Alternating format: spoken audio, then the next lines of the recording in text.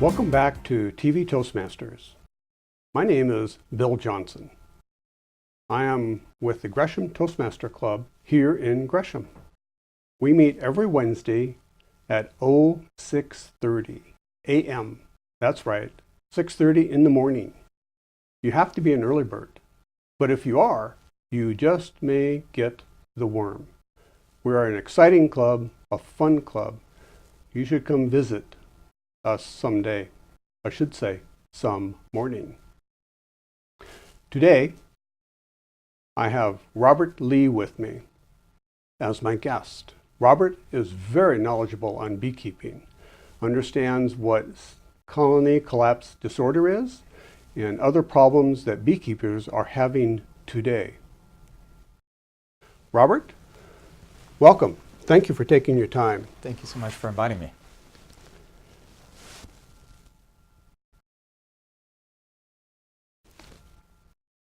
Could you tell us a little bit about you and could you tell us a little bit about yourself? Mm-hmm. So as far as beekeeping is concerned, I started beekeeping when I was about 5 years old. My grandparents taught me how to kind of master the art of beekeeping and learned how to do that actually on tribal reservation down in Oklahoma. So I got to learn a little bit of a different technique than what we're used to today.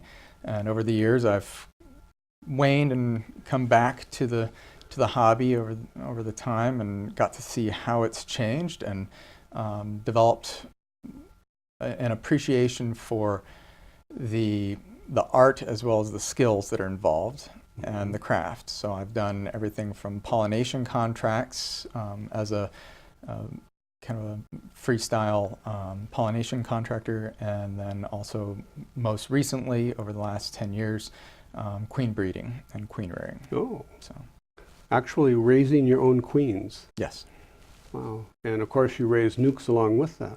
Yes, I supply numerous beekeepers throughout the Portland metropolitan area with healthy hives.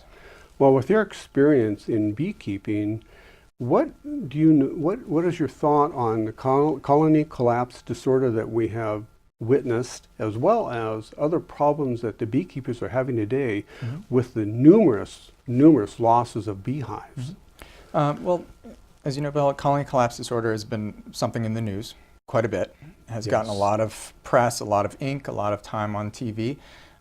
Colony collapse disorder was first reported technically back in 2006. And it was a bit of an epidemic where beekeepers across the nation were losing 90% of their hives. Some people lost all of their hives. And that lasted from November 2006 to February of 2007. And it really set kind of the undertone for bee populations and environmental activism focused on pollinator health. The interesting thing is that if you look back on records, there have been numerous other situations in our past where we've experienced similar phenomenon. All the way back to 1869 on U.S. records. So the American beekeeping industry has been actually experiencing something similar to colony collapse disorder all the way back to 1869 that we have on record. Colony collapse disorder isn't necessarily a disease. It's more of a phenomenon where if you're looking at the overall hive health, it's considered a superorganism. So bees, as they're born from larvae and they hatch out and they have a lifespan, from young bees to nurse bees to undertaker bees to worker bees, and that kind of completes the cycle. And what happens with colony collapse disorder is that the worker bees, the ones that are feeding the hive and maintaining the hive and going out and foraging throughout their community, their environment, they abscond.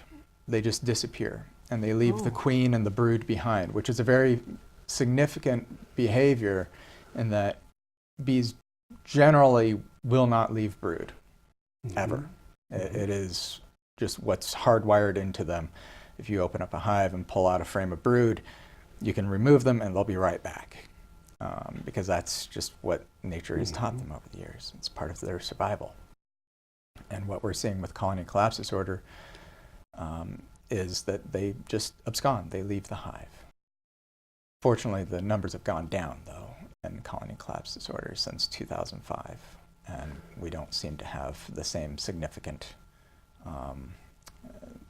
examples that we had back then in 2006. Well, if we don't have colony collapse disorder today, what other problems are we seeing with the loss of bee population? Well, we still have some examples of colony collapse disorder. It comes up and pops up every now and then, but again, it's more of a phenomenon than a disease. Okay. But really the primary issue that we're noticing is other vectors, other types of disease, other pathogens. So things like the Varroa destructor mite, which is a very small little mite. It's a little red thing that looks just like a crab, and it's known for drilling holes, essentially chewing holes into the bees and creating additional vectors for disease with the brood in particular. And there's a whole myriad of other diseases that they tend to carry as well. Oh, yes. So the Varroa tracheal mites, which is a small little mite that gets wedged in their trachea and makes it so that they can't eat or breathe as well. And then there are other things like Nosema, which is a bacteria that tends to fester in their gut and makes it very difficult for them to digest and passes on throughout the hive. Those other vectors and other pathogens tend to be what we find as being the primary disease contributors. And then there's also the environmental issues. Yes, I was wondering about environmental. Yeah, so a lot of people have probably heard about neonicotinoids, neonics, which is a pesticide. And those can be distributed in a myriad of ways.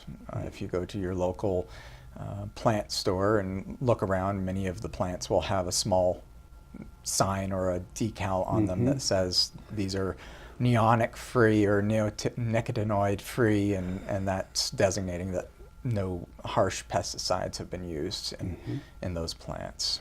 So combined all together, the Varroa destructor being, I would say, probably the most voracious disease to be hitting honeybees, and environmental contributors and toxins in the air have been the primary contributors to many beekeepers' loss over the year. So the Varroa mite, you brought that up a couple of times. Is it the actual mite itself that is doing the damage, or is it the diseases that it's carrying? It's both. It's both? Yes. Okay. The Varroa destructor tends to weaken the bees in the entire hive significantly. And so management of the Varroa has been, I would say, definitely one of the highest focal points for many people out there who are either treating their bees or breeding for disease-resistant stock, which is the primary impetus of how I do my beekeeping, is choosing stock, genetic stock, that distributes or exhibits the behaviors of eradicating those types of diseases and pests. Okay, so the honeybee would be able to manage the Varroa mite by itself without using other product. Correct. To kill the mite itself. Yeah. Okay. Exactly. Interesting. Very interesting. Yeah. It's very important. So if you were talking to a new beekeeper, what 2 or 3 items might you bring up to the new beekeeper? Say they were planning to starting their beekeeping practice next spring. What would you advise them to do, or maybe not to do, as a new beekeeper? First, I would try to find a good mentor. It's not a cheap or an inexpensive hobby, and especially when you start investing your own time and love and passion into it, it becomes even more expensive when you lose bees because it becomes personal. And I would say get in contact with Oregon State Master Beekeeper Program. It's some of the best money anybody's ever going to spend, and I guarantee you that the skills that they teach there save many people's hives, and it's a very close-knit community where everybody's very supportive of a common goal of trying to learn evidence-based best practices in beekeeping. So I would say find a mentor through the Oregon State Master Beekeeper Program. Secondly, I would say always plan 2 to 3 months in advance. Honeybees are very much tied to our ecology and what's happening in our environment. So if you have fruit blooming, they're tied to that. When the fruit dries up and there's no nectar, they behave very differently, and that impacts their life cycle. Okay. Even right now, it's mid-August, and I'm already planning for winter. Oh, are you? Yes. Already? Absolutely. Oh. Is there still nectar and pollen for the honeybees to collect this time of year? Pollen, not so much nectar. That's pretty much dried up. But it's important to plan out 2 months in advance, so that way you're prepared to manage the hives in a way that can prepare them for winter. Okay, very good. Overwintering is very difficult here in the Northwest because it's wet. Oh, yes. And moisture is another thing that's part of that learning cycle of having a good mentor and identifying what are the certain manipulations that one needs to do for a hive to ensure that the honeybees survive. Okay. Well, thank you, Robert. Yeah. Very interesting, very informative. Mm-hmm. Robert has been my guest this evening for this session, for this segment. My name is Bill Johnson. I'm with the Gresham Toastmaster Club. Thank you for viewing TV Toastmasters.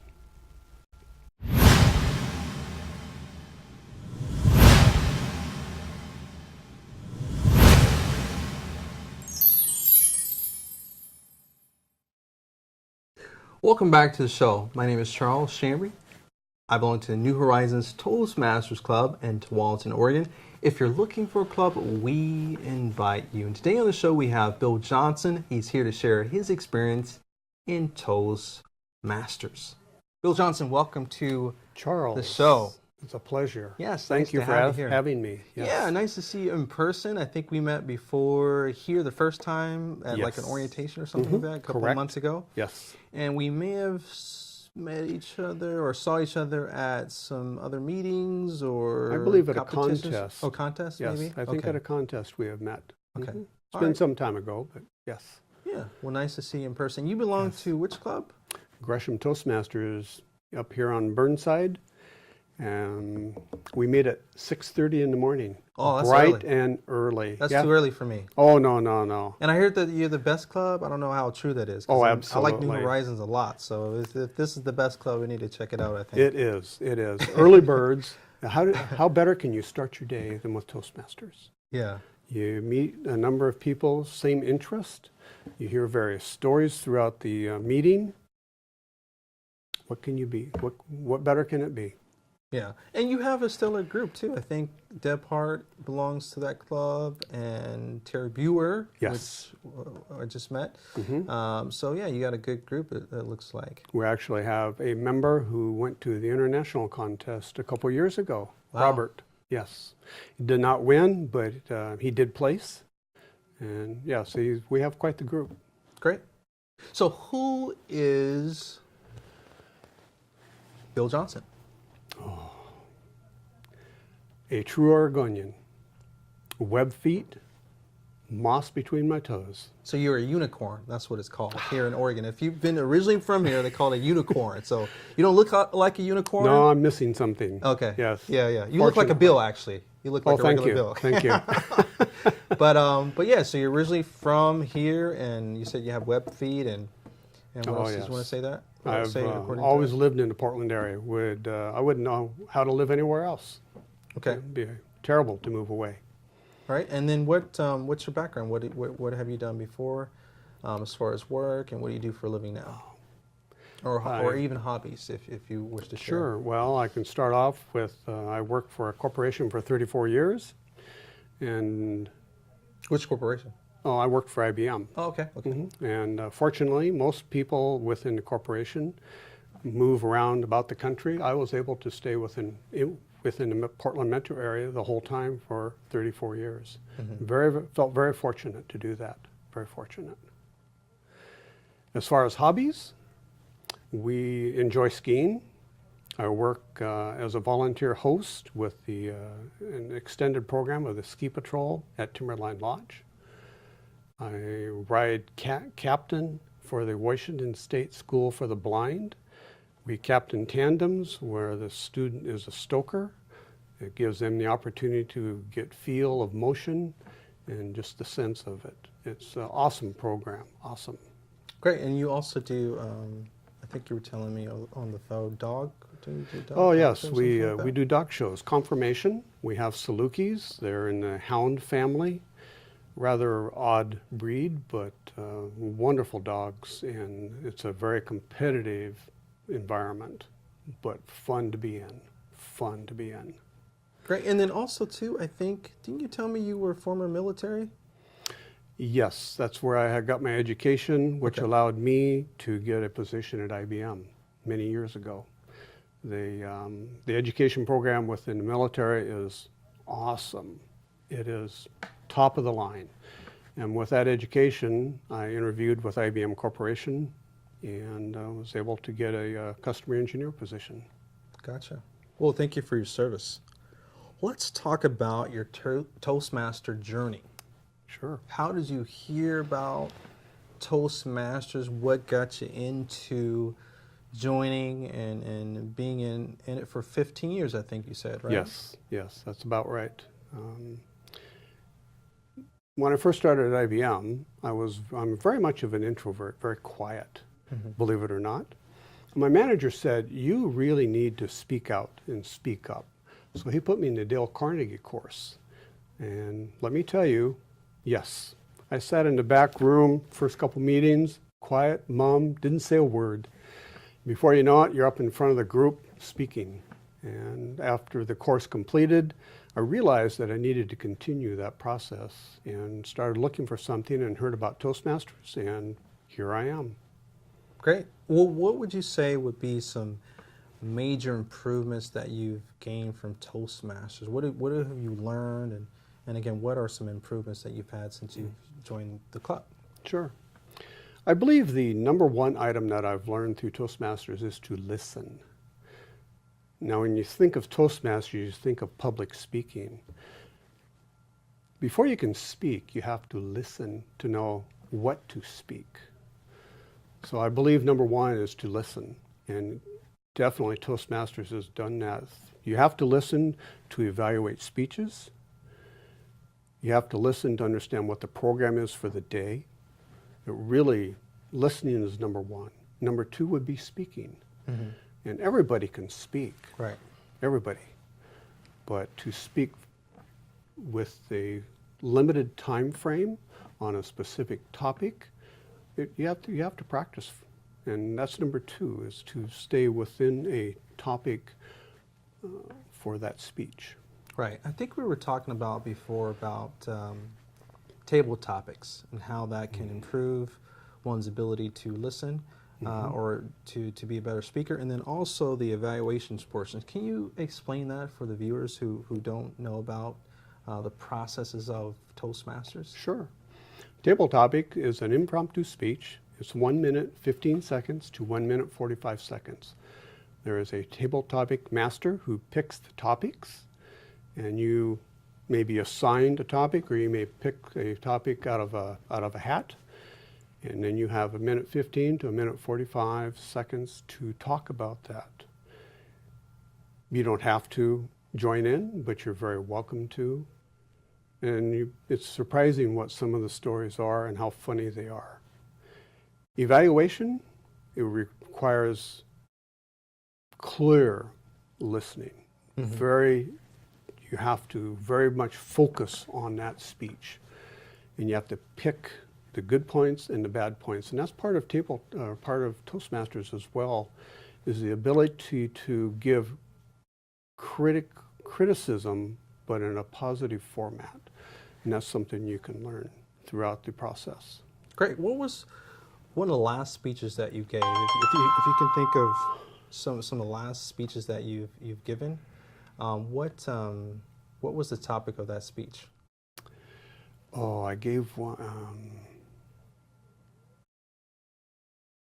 My mind is blank. No, that's fine. I mean, I guess you were prepared for that. But no, I was not. okay, from your last Toastmasters meeting, Did you have any roles that you presented at the club? No, this last Toastmaster meeting I did not have a role, but I do remember my last speech I gave was a humorous speech. Okay, great. And the point is not to make laughter throughout the speech, but is to make a point with your laughter, with your humor. And I cannot remember what it was specifically. Okay. Well, that's humorous that you don't remember.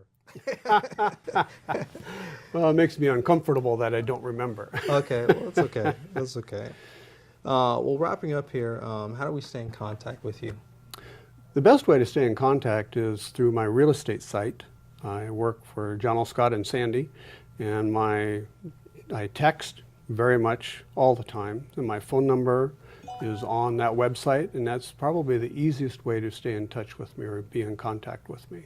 Before we go, how has it helped you? Because you talked about real estate. Has it helped you with the real estate game? Oh, yes. When people are buying or selling a property, it's a very stressful process either way. And again, Toastmasters taught me to listen to what the concerns are of that family or person. Without that skill set, the success of real estate would be much less, because you have to understand why that person is nervous and then take that into effect and calm them down through other types of conversation, other paths. Good. Well, good. Well, we thank you for coming to the show. You heard Bill Johnson, his life, his story, and how his Toastmaster skills has allowed him to be a better listener, and how it's helped him at his work as far as real estate goes. We thank him for coming to the show. We thank you for watching the show. I'm Charles Shambry again. Have an awesome, awesome day.